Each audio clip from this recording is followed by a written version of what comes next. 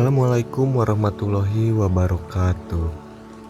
Di sini saya akan mereview buku yang berjudul Laut Bercerita, karya Laila S. Chudori. Jumlah buku ini yaitu 394 halaman dan terbit pada tahun 2017.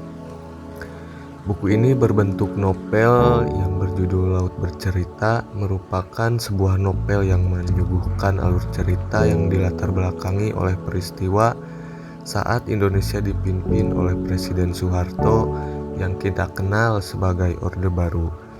Buku ini menceritakan mengenai tokoh utamanya yang bernama Biru Laut bersama dengan teman-temannya yang seorang mahasiswa dan melakukan pembelaan terhadap aktivis pejuang hak asasi manusia pada Orde Baru tersebut. Namun mereka tidak memperlakukan dengan baik, meskipun mereka mendapatkan dukungan dari masyarakat yang sudah lama tidak menyukai cara kerja pemerintahan Orde Baru yang dinilai merugikan mereka. Selain menceritakan perjalanan seorang Biru Laut dalam membela dan memperjuangkan HAM di era pemerintahan yang nyaris tidak ada demokrasi, novel ini juga menceritakan nasib keluarga biru yang penuh dengan pergumulan akibat dari tindakan biru. Kisah novel ini dimulai dari kelahiran sang tokoh utama, yaitu Biru Laut. Biru menjadi tumbuh sebagai seorang pemuda yang memiliki perhatian khusus terhadap ketimpangan yang menurut pandangannya menjerumuskan pada dampak negatif pada masa pemerintahan presiden saat itu. Pada masa itu juga digambarkan bahwa pelanggaran hak asasi manusia banyak terjadi, termasuk yang dilakukan terhadap para aktivis yang merupakan mahasiswa. Biru hadir sebagai mahasiswa juga aktivis yang banyak terlibat dalam pembelaan kasus-kasus pelanggaran hak asasi manusia, juga penculikan yang dilakukan terhadap para aktivis mahasiswa. Banyaknya andil yang ia lakukan telah menjerumuskannya terhadap risiko yang sangat besar, hingga membawanya ke dasar laut dan melepaskan dirinya sebagai subjek mahasiswa. Banyak kejadian akibat dari keberanian yang Biru lakukan membuat reaksi, baik dari keluarga, kerabat, orang tua, juga rekan aktivis untuk ikut berdiri di depan Istana Negara dalam menuntut keadilan, termasuk menuntut jawaban tentang hilangnya anak mereka yang terlibat di dalam penculikan. Mahasiswa dalam novel ini digambarkan sebagai golongan yang berbahaya pada masa Orde Baru.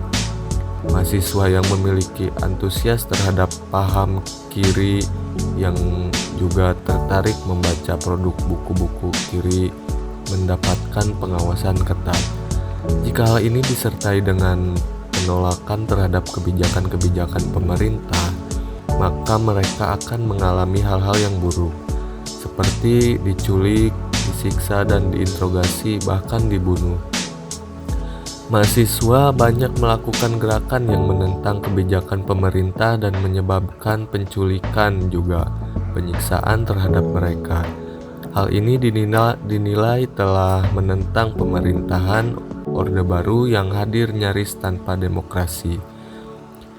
Indonesia pernah berada di bawah pemerintahan yang bisa dikatakan otoriter, di mana kebebasan bersuara maupun bertindak atas sikap yang dilakukan pemerintah tidak sejalan dengan nilai-nilai demokrasi dibungkam. Hal ini juga disertai dengan tindakan yang ikut menyebabkan hilangnya nyawa para aktivis demokrasi. Buku ini memberikan kita gambaran bahwa kekuasaan dapat melakukan apa saja yang mungkin hanya memberikan manfaat kepada segelintir pihak berkepentingan yang berada dalam pemerintahan. Bahkan mahasiswa seperti layaknya Biru yang membela serta memperjuangkan para aktivis yang mendapatkan perilaku pelanggaran akibat ulah pemerintah, dianggap radikal dan membahayakan negara karena tidak mengikuti regulasi yang dikeluarkan pemerintah.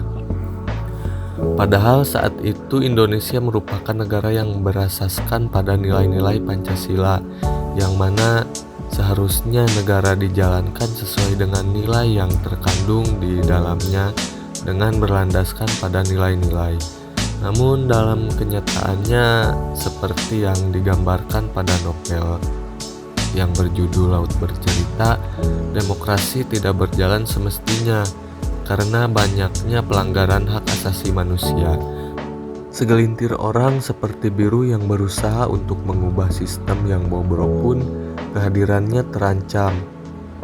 Kurang lebih seperti itulah cerita di dalam novel yang berjudul Laut Bercerita.